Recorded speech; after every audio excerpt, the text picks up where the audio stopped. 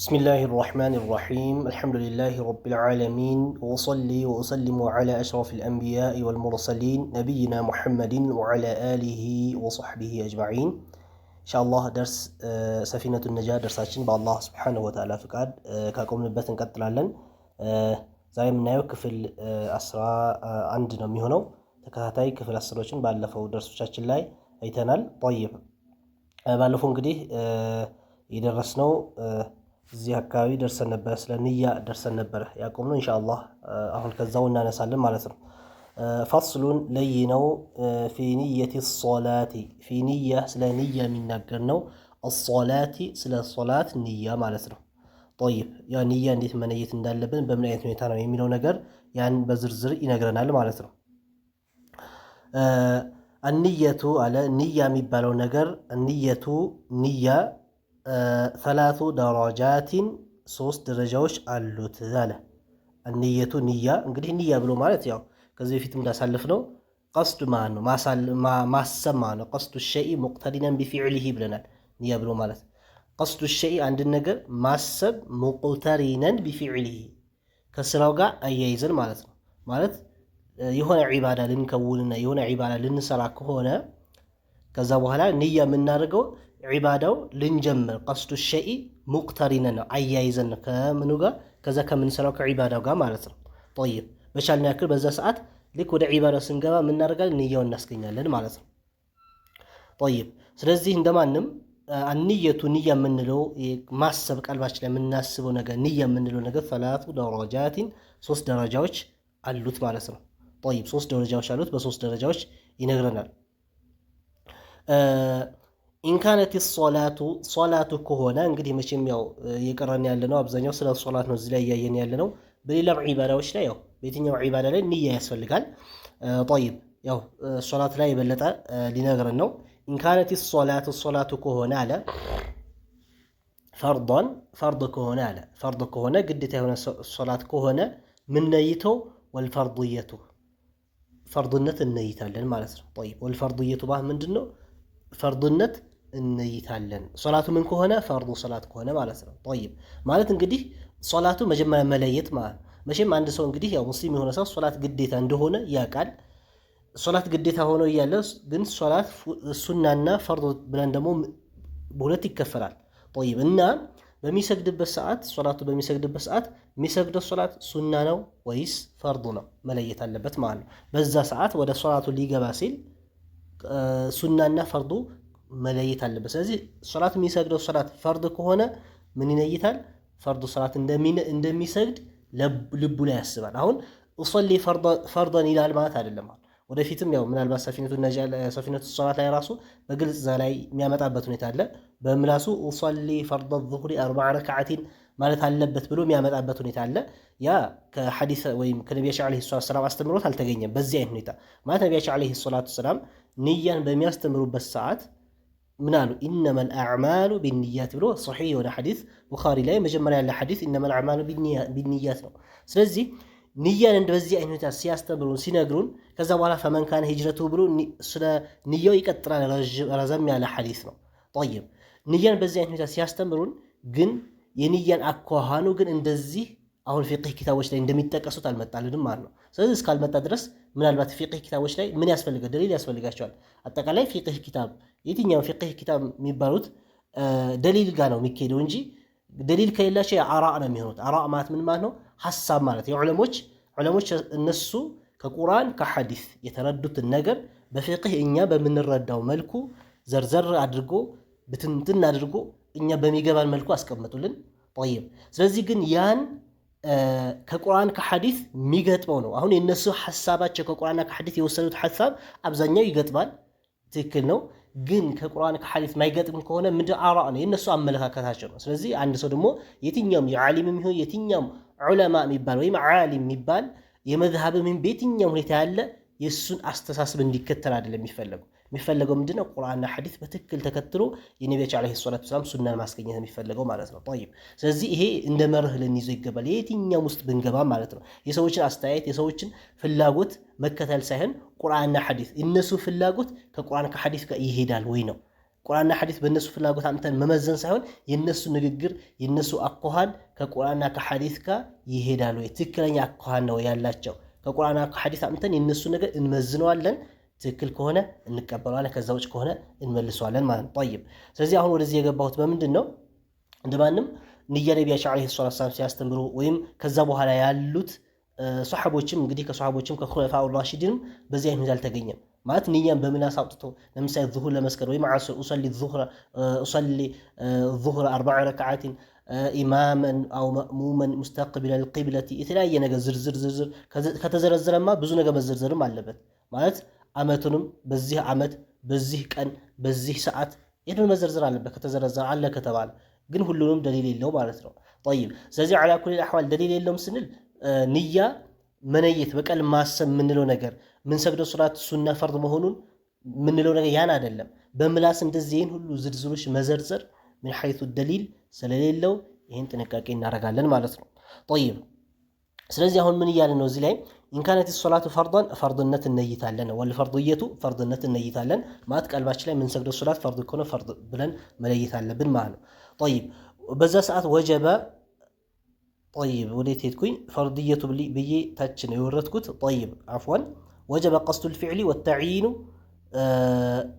والفرضية صوص نقلنا ونجي طيب الزولة يجي نبر يتنقر كنبرو وصلاة فرض هنا وجب قديته هنا من قديته هنا قصد الفعل فعل ماسب قصد الفعل مات فعل ماسب فعل ما مالتنا سرعون معنا ሶላት እንደምንሰግድ ከሌላ ከዚህ በፊትም ንያ ያለው ነገር ምንድነው?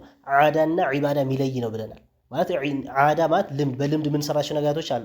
የአምልኮ ስነ ስርዓት ምን ፈጽመው አለ። ስለዚህ አላህ Subhanahu Wa Ta'ala ፊት ቆመን ሶላት እየሰገድን መሆኑን ሶላት ቀስዱ ወጀበ ግዴታ ነው። ቀስዱ ማለት ማሰብ አልፊዕል ማለት ድርጊት በቃ ሶላት የሚባል ነገር እንደምንሰግድ እናስባለን ማለት ነው። በመጀመሪያ አንድ طيب ሁለተኛ ወተዕይኑ ተዕይን ብሎ ማለት መለየት መቆራት ይሉታል።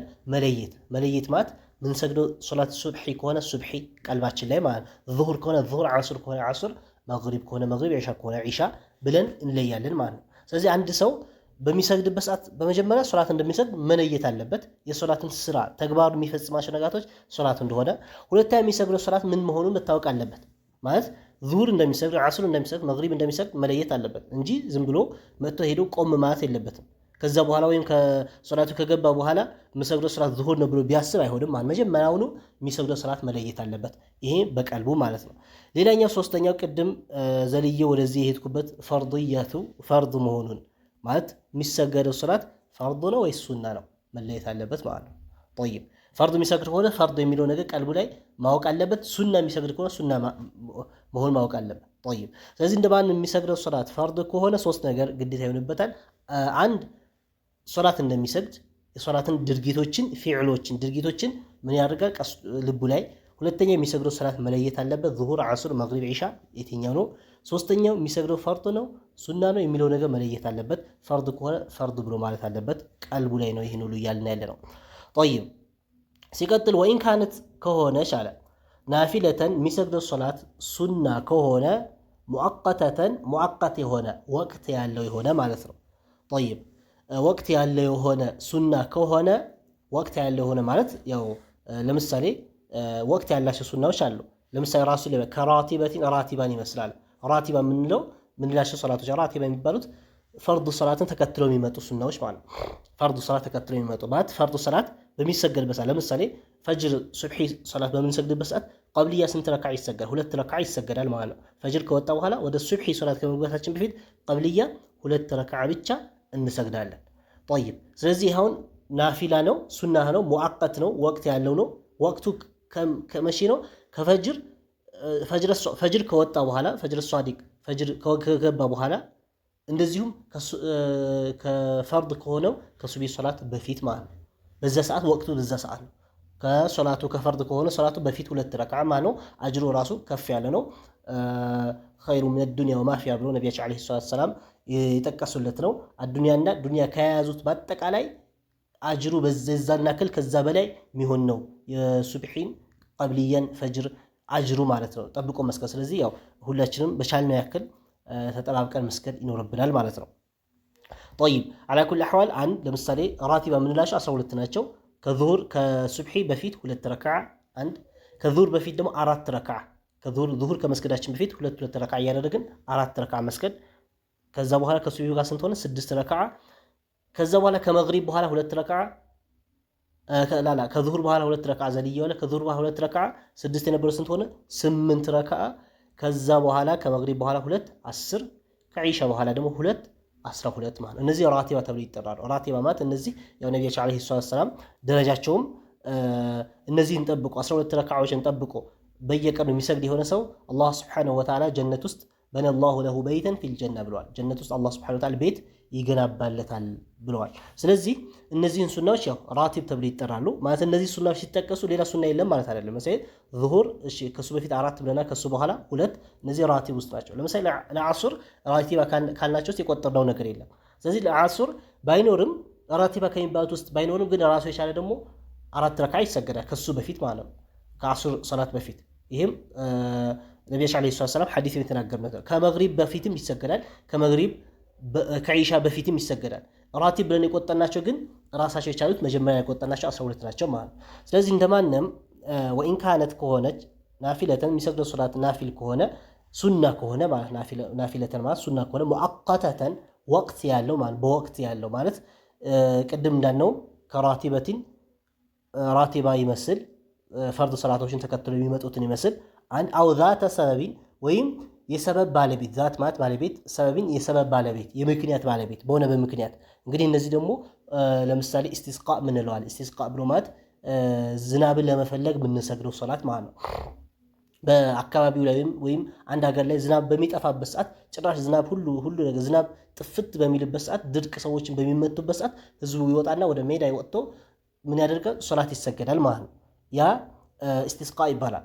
ጠይብ ስለዚህ አሁን ያ በሰበብ ነው። ሰበቡ ምንድነው? ዝናብ በመጥፋቱ ሰበብ ማለት ነው። እና ሌሎችም እነ ኩሱፍም ምንላቸው የፀሐይ ግርዶሽ የጨረቃ ግርዶሽ ምንላቸው ያኔ እነዛም ጨምሮ ማለት ነው። የሰበብ በሰበብ በምክንያት ነው የሚሰገዱት። ጠይብ እንደዚህ ከሆነ አለ እንግዲህ አልጨረሰም።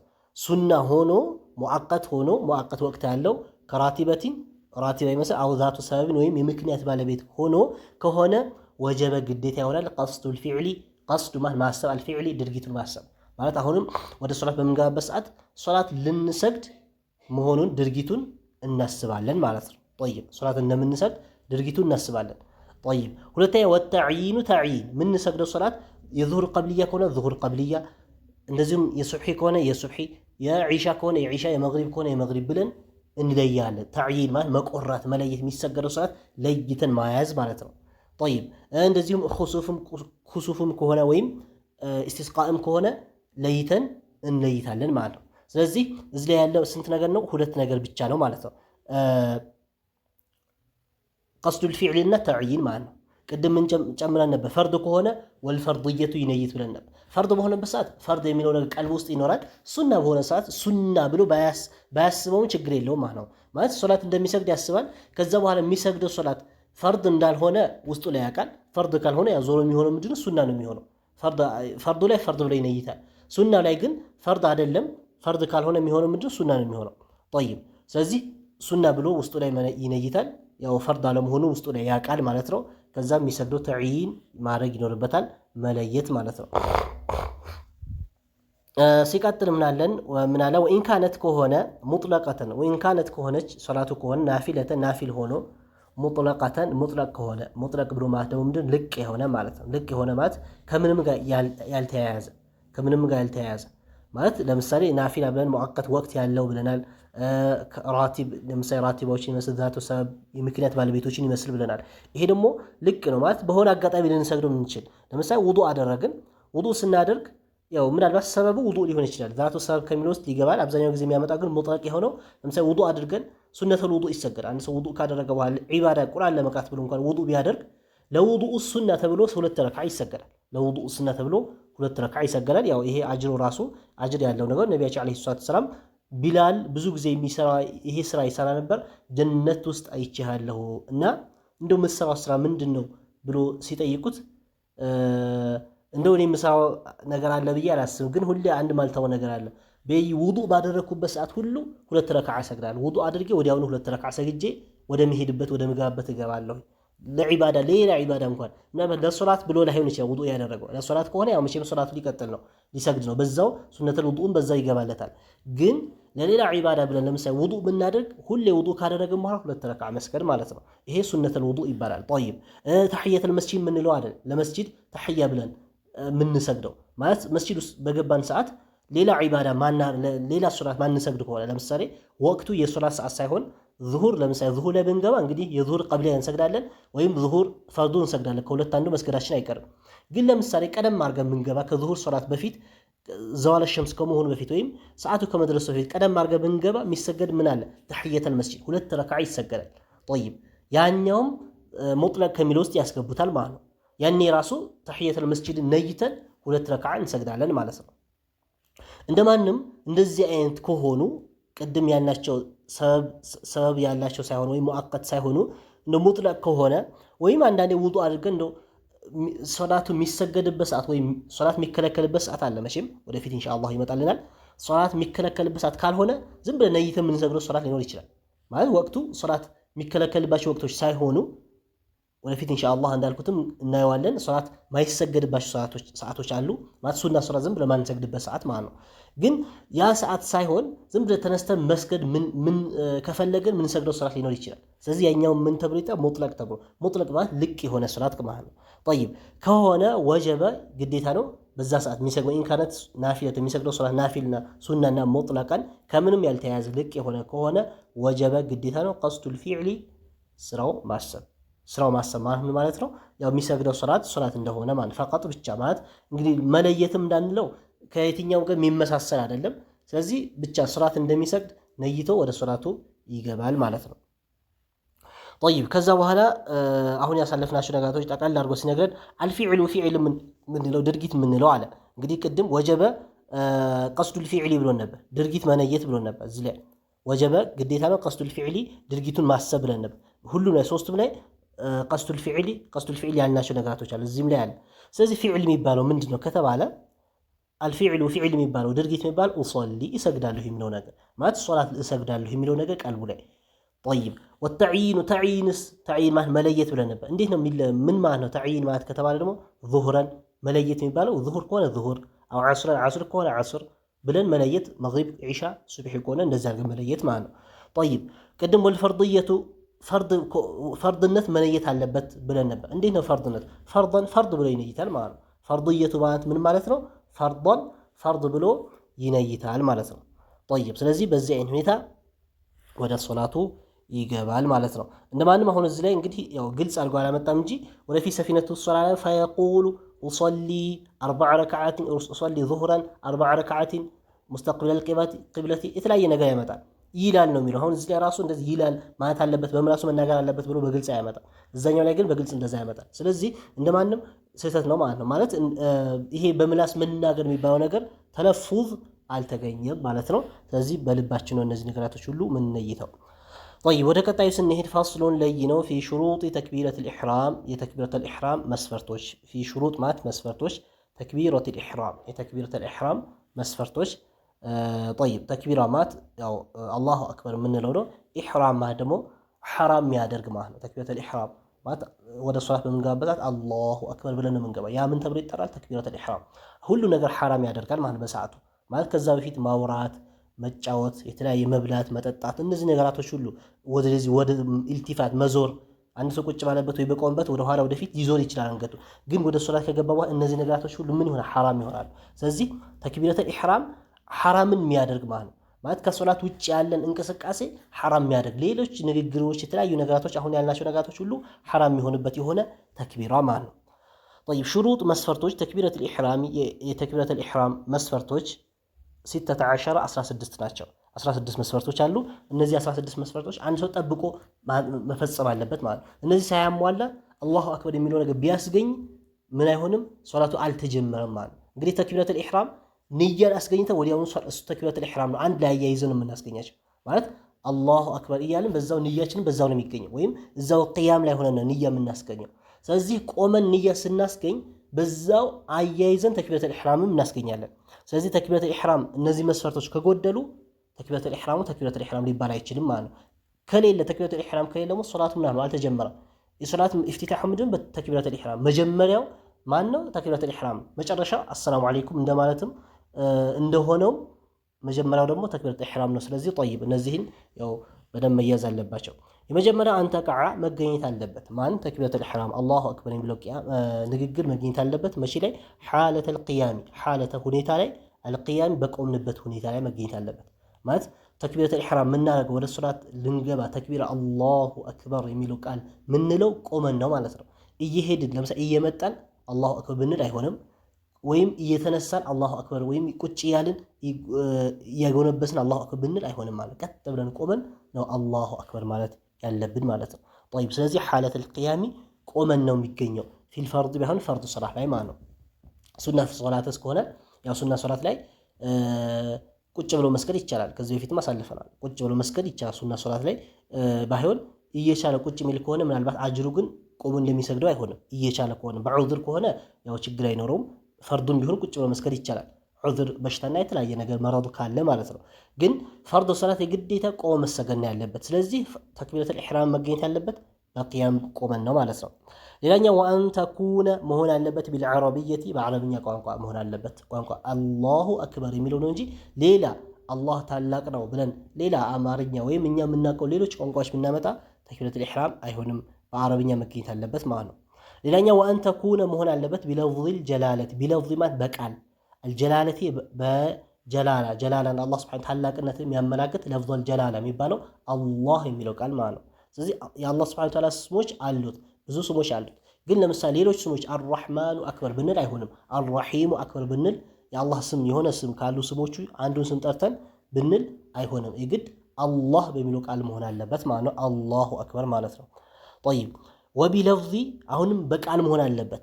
ወቢለፍዚ በቃል ምን አክበር አክበር በሚለው ቃል መሆን አለበት። ሌላ ቃል ለምሳሌ አክበርን ተመሳሳይ ሆኖ ወይም የአክበርን ትርጉም መስጠት የሚችል ሆኖ ሌላ ቃል መቀየር አይቻልም። አላሁ አክበር ነው ማለት ያለበት። አላህ ብለን አዕዞም ብንል ለምሳሌ አዕዞም ታላቅ ከሁሉም በላይ ታላቅ ማለት ልክ አክበር እንደማለት ነበር።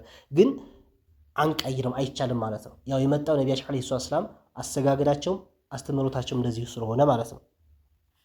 ወተርቲቡ ተራ መጠበቅ አለበት። በይነል ለፍዘይን በሁለት ቃላቶች መካከል ማለት ተራን ጠብቀን መሆን አለበት። አንዱን ከአንዱ ጋር መቀዳደም የለበት። አላሁ አክበር የሚለው አላህ መጀመሪያ አክበር የሚለው ሁለተኛ መምጣት ይኖርበታል ማለት ነው። ሌላኛው ወአላ የሙደ መሳብ የለበትም። አላሁ አክበር የሚለው የሚሰግደው ሰውዬ ወይም ማንም ሰው የሚሰግድ ሰው መሳብ የለበትም። ሐምዘተል ጀላለቲ ሐምዛ ማለት ሐምዙ አልጀላለቲ ጀላላ ላይ ያለው አላህ ስንል ያለችው ሐምዙን መድ ማድረግ የለበትም ማለት ነው። አላህ ስንል ያለው ሐምዝ ማለት አላህ ስንል አለ ሐምዝ ፈትሐ የሆነ አ ምንለው ሐምዝ አለ። ስለዚህ እዛ ላይ ምን ማድረግ የለ ብለን መሳብ የለብንም። አላሁ አክበር ካልን ስተት ነው የሚሆነው ማለት ነው። ምክንያቱም ያው ትርጉም ራሱ ይቀየራል። ሐምዘተን እንግዲህ መድ ካደረግን ኢስቲፍሃም ነው የሚሆነው፣ ጥያቄ ነው። አላህ ትልቅ ነው እንዴ ታላቅ ነው እንዴ አላህ የሚል ጥያቄ ነው የሚሆነው በዛ ሰዓት። ስለዚህ ማዕናውም ይቀየራል። ስለዚህ ብለን መሳብ አላሁ አክበር ብለን ከሳብነው ስህተት ይሆናል። ስለዚህ መሳብ የለብንም ማለት ነው። ሌላኛው ወዐደሙ አሁንም መኖር የለበትም መዲ መሳብ ባኡን መሳብ የለብንም። አክበር ባልነው ቃል ላይ ያለው ባ ማለት ነው። አክበር ስንል በ አለ ባ ፈትሐ በ አለ። ስለዚህ ያቺ ባዋን አክበር ማለት ወይም አክባር ማለት የለብንም። ትርጉሙ ይቀየራል በዛ ሰዓት ራሱ ሌላ ነው የሚሆነው። አክባር ማለት ደግሞ ሌላ ትርጉም ነው ያለው። ጠይብ ስለዚህ አክባር ማለትም የለብንም። አክብር መጎተትም ደግሞ ይላል። አንዳንድ ደግሞ መድ ባያደርገውም የሆነ የመጎተት አክብር ብር የሚል ነገር እንደዚህ አይነት ነገርም መኖር የለበትም። አላሁ አክበር ይላል ማለት ነው። ጠይብ ሌላኛው ወአላ ዩሸድደ ሸድ ማለት ጠበቅ ማድረግ የለበትም። አልባአ ባኡን ማሁን አክበር ላይ ስን አክበር ማለት የለበትም። ጠበቅ ማድረግ የለ አክባሩ በቃ በሚታወቀው በኖርማሉ ማለት ነው። ሌላኛው ወአላ የዚደ መጨመር የለበትም። ዋው መጨመር የለበትም። ሳኪነተን ሱኩን የሆነ ዋው መጨመር የለበትም። ሱኩን የሆነ ዋው አው ወይም ሙተሐሪከተን ሐረካ ያለው የሆነ ዋው መጨመር የለበትም። በይነል ከሊመተይን በሁለት ቃላቶች መካከል ላይ በሁለት ቃላቶች መካከል ላይ ሱኩን የሆነም ይሁን ሙተሐሪክም የሆነ ዋው መጨመር የለበትም ማለት ነው። ለምሳሌ ሱኩን የሆነ ዋው ከጨመረ ምን ሊሆነው አላሁ አክበር የነበረው ሱኩን የሆነ ከጨመረ አላሁ ሃ ላይ መድ ከጨመረበት ስኩን የሆነ ዋው ጨመረ። አላሁ አክበር ካለ ሁ አክበር ማለት የለበትም ማለት ስኩን የሆነ ዋው ተጨመረ እዛ ላይ በሁለት ቃሎች መካከል። ምክንያቱም መድ ስናደርገው ስኩን ሃው ከጎተት ነው ስኩን የሆነ ዋው ስለሚመጣ ማለት ነው። ሌላኛው አላሁ ወአክበር ደግሞ አይባልም። አላሁ ወአክበርም ዋው መጨመር የለበትም ማለት ነው። ሌላኛው ወአላ የዚህ ለመጨመር የለበትም ዋውን አሁንም ዋው መጨመር የለበትም ቀብለል ጀላለቲ አላህ ከሚለው ወአላሁ አክበር ወይም አሁን ደግሞ አላሁ አክበር የነበረው ዋው ጨምረው ወአቀድም በይነል ከሊመተይን በሁለት ቃላቶች መካከል አላሁ አክበር በሚለው ቃል መካከል ዋው መጨመር የለበትም ነበር። አላሁ ወአክበር ማለት የለበትም ወይም አላሁ አክበር ማለት የለበትም ብለን ነበር። አሁን ደግሞ ወአላሁ አክበር ማለት የለበትም። አላህ የሚለው መጀመሪያ ላይ ዋው መጨመር የለበትም። ዋላ የዚደ መጨመር የለበትም። ዋውን ዋው ቀብለል ጀላለቲ ከጀላላ በፊት ጀላላ የምንለው አላህ የሚለው ቃል ማለት ነው። ጠይብ ሌላኛው ወአላ የዚደ ነው። እንግዲህ ወአላ ወደፊት ያመጣዋል። መጨመር የለበትም ወአላ ጠይብ ወአላ የዚደ መጨመር የለበትም።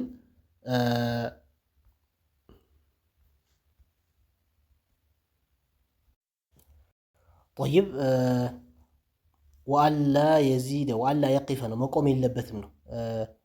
እዚህ ላይ ወአላ ብሎ አቆመብ ነው። ጠይብ ወአላ መቆም የለበትም። ወአላ የቂፈ ነው ወደፊት የሚመጣው የቂፈ ነው መቆም የለበትም። እዚህ ላይኛው የሚሆነው ወአላ የቂፈ መቆም የለበትም። ጠይብ ማለት በሁለት ቃላቶች መካከል ማለት አሁን ምን አልን? ወአላ የዚደ መጨመር የለበትም ዋወን ቀብለል ጀላለቲ ብለን ካበቃን በኋላ ሲቀጥል ምን አለ? ወአላ የቂፈ መቆም የለበትም። የቂፈ ወአላ የቂፈ መቆም የለበትም። በይነ መካከል ከሊመተይ ተክቢሪ ከተክቢር ሁለት ቃላቶች ከሊመተይ ማለት ሁለት ቃላቶች ማለት አላህ የሚለውና አክበር የሚለው ሁለት ቃላቶች ናቸው። ስለዚህ በእነዚህ በሁለት ቃላቶች መካከል መቆም የለበትም። ወአላ የቂፈ መቆም የለበትም። በይነ መካከል ከሊመተይ በሁለት ቃላቶች መካከል አተክቢሪ ከተክቢር ሁለት ቃላቶች ማለት አላሁ ብሎ እንደገና ቆም ብሎ አክበር ብሎ ማምጣት የለበትም። መቆም የለበትም ሲል ጠይብ ወቅፍ ማድረግ የለበትም። ወቅፈተን መቆምን ጠዊለተን ረዥምም ቢሆን ወላ ቀሲደተን አጭርም ቢሆን ማለት በቃ አላሁ አክበር ነው እንጂ አላህ ብሎ ዝም ብሎ እንደገና ሰክታ አድርጎ አክበር ማለት የለበትም። አጭርም ቢሆን ረጅም ዝምታ አይፈለግም ማለት ነው። ሌላኛው ወአን ዩስሚዐ ማሰማት አለበት። ነፍሰሁ ራሱ ማሰማት አለበት ማለት ተክቢረቱል ኢሕራም በሚያደርግበት ሰዓት ቃላቶቹ ራሱ ማሰማት አለበት። አላሁ አክበር የሚለው ማለት መቼም በተለይ ጀማዓ በምንሰግድበት ሰዓት ወይ ጀማዓ ጋር በምንሆንበት ሰዓት ድምጻችን ከፍ ላናደርግ እንችላለን። በውስጣችን ነው አላሁ አክበር የምንለው። ግን በውስጣችን ብንለውም አፋችን ዝም አድርገን ወይም አፋችን ዘግተን አይደለም ማለት ነው። አላሁ አክበር የሚሉ ቃላቶች ፊደላቶቹ መሰማት አለበት። ለማን? ለራሱ አጠገቡ ላለ ሰው በማይሰማው ለራሱ በሚሰማው። ይሄ እንግዲህ ለዚህ ብቻ አይደለም። ለዚህ ብቻ ሳይሆን የትኛውም ዒባዳ ማለት ነው። አንዳንድ ሰዎች እንግዲህ እዚህ ላይ ይሳሳታሉ ማለት ዒባዳ በሚፈጽሙበት ሰዓት ቁርአን በሚቀሩበት ወይም ዚክር በሚያደርጉበት ሰዓት አፋቸው ዘግቶ ጸጥ ብለው ቁጭ ብለው ወይም ቁርአን የሚከፍቱትና ዝም ብሎ በአይናቸው ብቻ ማየት በአይናቸው ያዩታል እያዩ እየገለጹ ይሄዳሉ ማለት ነው። ጠይብ ይሄ ቁርአን መቅራት አይደለም ተፈኩር ነው የሚባል ማስተንተን ነው የሚባል እንጂ መቅራት አይደለም። ስለዚህ አንድ ሰው ዚክርን ቢያደርግ ሱብሃንአላህ አልሐምዱሊላህ የሚሉት የትኛው ዚክሮችን ቢያደርግ ሁለተኛው ቁርአንን ቢቀራ ሌላ ቢቀር ድምፁ ከቀነሰው መሆን ያለበት በምንድን ነው? ለራሱ በሚሰማው ቃል ፊደላቶቹ ራሱ መስማት አለበት እንጂ ዝም ብሎ አፉን ዘግቶ ምንም አፉ እንቅስቃሴ ምንም ነገር ሳያደርግ ጸጥ ብሎ የሚመለከተው ከሆነ ወይም ዝም ብሎ እንትን ያ የሚባለው ምንድነው? ተፈኩር ነው የሚባለው ማስተንተን ነው የሚባለው። በውስጡ እያስተነተነ ነው ማለት። ይሄ ደግሞ ሌላ ስራ ተፈኩር የሚባለው ራሱ የቻለ ያ ነው እንጂ ይሄኛው ከምንፈጽመው ዒባዳ ወይም እኛ ያሰብነው ዒባዳ አይገኝም ማለት ነው። ጠይብ ስለዚህ የትኛው ዒባዳዎች በምናደርግበት ሰዓት በተለይ ቀውሊ ይሁን በንግግር የምንፈጽማቸው ዒባዳዎች ዚክር ይመስል ቁርአን መቅራት ይመስል ሶላት ላይ አንዳንድ ሰው ሶላት ይቆማሉ፣ ቀጥ ብሎ ነው የሚቆሙት። ምላሳቸው አይንቀሳቀስ፣ ከንፈራቸው የሚንቀሳቀስ ነገር ምንም ለራሳቸው የሚሰማቸው ነገር የለም ማለት ነው። ይሄ አይሆንም ማለት ነው። ሌላ ቢቀር የሚቀሩትን ምን ማድረግ አለባቸው? ለራሳቸው በሚሰማቸው ቀድር ልክ ድምጿቸው ከፍ ማድረግ አለባቸው ማለት ነው። አንዳንዱ ደግሞ ችግሩ ለራሴ አሰማለሁ ብሎ አጠገቡ ለምሳሌ ጀማዓ ሰላት ሲሆን ደግሞ አጠገቡ ያለ ሰው ይረብሻል። ብዙ ጊዜ ልምድ የሆነብን ሰዎች አለን። ይሄንን ያው ማስተካከል ይኖራል ማለት ያስፈልጋል። አጠገባቸው ያለውንም በጣም በቃ የሆነ ራሴን አሰማለሁ አላሁ አክበር ብሎ ሹክሹክታ አላሁ ምንለው ነገር የሆነ ነገር እንደዚህ አይነት ነገር አለ። ስለዚህ ይሄ ደግሞ የባሰ ምን ማድረግ ነው? ሰዎች ደግሞ መረበሽ ነው። አጠገባችን ያለ ሰው የኛን ፋቲሐ ሊሰማ ነው ወይስ የራሱ ፋቲሐ ሊቀራ ነው? ድምጻችን እንደዚህ ሆነ ተሽዊሽ የምናደርገን ደግሞ አለ አንዳንድ ማለት። ስለዚህ በእነዚህ መካከል ለሰዎችም በማይረብሽና በማይሰማ ሙሉ አጥፍተነው ደግሞ ለእኛም በማይሰማ መልኩ ሳይሆን ለእኛ በሚሰማ ለሰዎች ደግሞ በማይሰማ መካከለኛ አድርገን በዛ አይነት ሁኔታ መቅራት አለብን ማለት ነው። ጠይብ እዚህ ላይ ያመጣልን እንግዲህ ለተክቢራው ነው። ወአን ዩስሚዐ ማሰማት አለበት ነፍሰሁ ራሱ ጀሚዐ ማለት አጠቃላይ ሑሩፊሃ ፊደላቶቹ ማለት የሚያወጣቸው አላሁ አክበር ሲል ሁሉም ፊደላቶች ለራሱ መሰማት አለበት ማለት ነው። ለኛም ወድኹሉል ወቅቲ ወቅቱ መግባት አለበት። ተክቢረተል ኢሕራም ሲያደርግ ወደ ሶላት ሲገባ ያው አንድ ሰው ሶላት መስገድ ያለበት ወቅት ከደረሰ በኋላ ነው። ምናልባት እንኳን ወቅቱ ሊደርስ ትንሽ ደቂቃ ቀርተውት ሶላቱ ተክቢራው ቀደም አድርጎ አስገኝቶ ወይም አላሁ አክበር ብሎ ገብቶ ትንሽ ቆየ በኋላ እዛው ሶላት ላይ ያለ ወቅቱ ቢገባ አይሆንም ማለት ወቅቱ ራሱ መግባት አለበት። ለምሳሌ ዘዋለ ሸምስ ከሆነ ፀሐይ ለዙሁር ፀሐይ ሲዘነበል ከእኩለ ቀን ዘንበል ሲል ነው። ስለዚህ ልክ ሊዘነበል ትንሽ ሰከንዶች ሲቀሩት ሶላት ጀመረ፣ አላሁ አክበር የሚለው አስገኘ።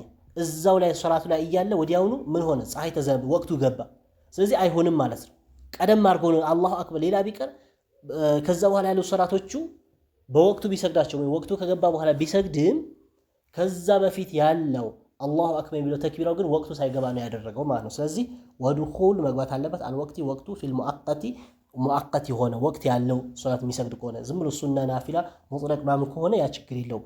ግን ወቅት ያለው ልክ ፈርዱ ሶላቶችና ሌሎችም ወቅት ያላቸው ሶላቶች ከሆኑ ወቅቱ መግባት አለበት ማለት ነው።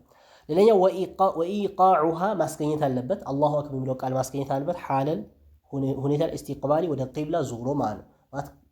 ከቂብላ ጀርባ ሆኖ ወይም ጀርባው ሰጥተው ማለት ወደ ቂብላን ጀርባው ሰጥተው ምናምን ሳይሆን ወደ ቂብላ ዞሮ አላሁ አክበር የሚለው ቃል ማስገኘት አለበት ማለት ነው። ሌላኛው ወአላ ዩኺለ ማጉደል የለበትም። ወአላ ዩኺለ ማጉደል የለበትም ቢሐርፊን ከፊደላቶቹ ሚን ሑሩፊሃ ከተክቢራ ፊደላቶች ማለት ነው። ቢሐርፊን በአንድም ፊደል እንኳን ማለት ነው። ቢሐርፍ ማለት እንኳን አንድም ፊደል ቢሆን ማጉደል የለበትም። ሚን ሑሩፊሃ ማለት ከተክቢራ ሐርፎች አላሁ አክበር የሚሉ ቃላቶች ላይ ወይም ፊደላቶች ላይ ምንም ነገር ማጉደል የለበትም ማለት ነው። ሌላኛው ወተእኺሩ መዘግየት አለበት። ተክቢራው መዘግየት አለበት። የማን ተክቢራ? አልመእሙሚ የመእሙም የሆነ ሰው መእሙም ማለት ተከትሎ የሚሰግድ ሌላ ኢማም ያሰገደ እሱ እኛ ተከትለን የምንሰግድ ከሆነ የኛ አላሁ አክበራችን መዘግየት አለበት። ከማን አን ተክቢረቲ ተክቢረቲ ኢማሚ ከኢማሙ ተክቢራ ማለት ነው። ጠይብ ኢማሙ መቼም አላሁ አክበር ብሎ ሲገባ ልክ እሱ አላሁ አክበር ብሎ ራዋን ሲል የመጨረሻ አላሁ አክበር የሚለውን ሲል እኛ ተከትለን አላሁ አክበር እንላለን እንጂ ቀድመ ነው ወይም ከሱ እኩል ተክቢራ ማድረግ አይቻልም። ይሄ ደግሞ ብዙ ሰዎች ባለማወቅ የሚሳሳቱበት ሁኔታ አለ። አንዳንድ ያው ይሄ አብዛኛው ጊዜ ብዙ ሰዎች በትክክል ይፈጽማሉ። ከስንት አንድ የሆኑ ሰዎች ደግሞ ሲሳሳቱ እናያለን። ገና ሶላት ላይ ወይም ገና ሶፍ የተስተካከለ ቀጥ አላሁ አክበር ብሎ የሚቆሙ ሰዎች ማለት ነው። ይሄ ስህተት ነው የሚሆነው። ከሁሉም ሰው እያንዳንዱ ሰው ይሄን ለይቶ ማወቅ አለበት። ከኢማም ጋር የሚሰግድ ከሆነ ኢማሙ መስጂድም ይሁን ቤትም ይሁን የትም ቦታ ከሰው ጋር ጀማዓ የምንሰግድ ከሆነ ያም ያሰግደን ሰውዬ አላሁ አክበር ብሎ ከጀመረ በኋላ ነው እኛ ከኋላ የምንሄደው እንጂ ከሱ ቀድመን ወይም ከሱ እኩል መሄድ አይቻልም። ያው በኢማም ጉዳይ አላህ ተክቢራው ላይ ብቻ አይደለም። ተክቢራው ላይ ከሆነ ሶላታችን ይበላሻል ማለት ተክቢራው አልተገኘም ማለት ነው። ኢማሙ ቀድሞ እኛ ከኢማሙ ቀድመን ተክቢራ የምናደርግ ከሆነ ሌሎችም ላይ ቢሆን የትኛውም ድርጊቶች ላይ ቢሆን ሶላት ላይ ምን ማድረግ ነው ያለብን? ከኢማም ኋላ ነው እንጂ ከኢማም ቀደም ወይም ከኢማም እኩል መሄድ የለብንም ማለት ነው። ጠይብ አላ ኩል አሕዋል የተክቢረተል ኢሕራም መስፈርቶች 16 ወይም 16 ብሎ ያመጣቸው መስፈርቶች እነዚህን ይመስላሉ ማለት ነው። ወላሁ ስብሓነሁ ወተዓላ አዕለም። ወሰለላሁ ዐላ ነቢይና ሙሐመድ ወዐላ አሊሂ ወሰሕቢሂ ወሰለም።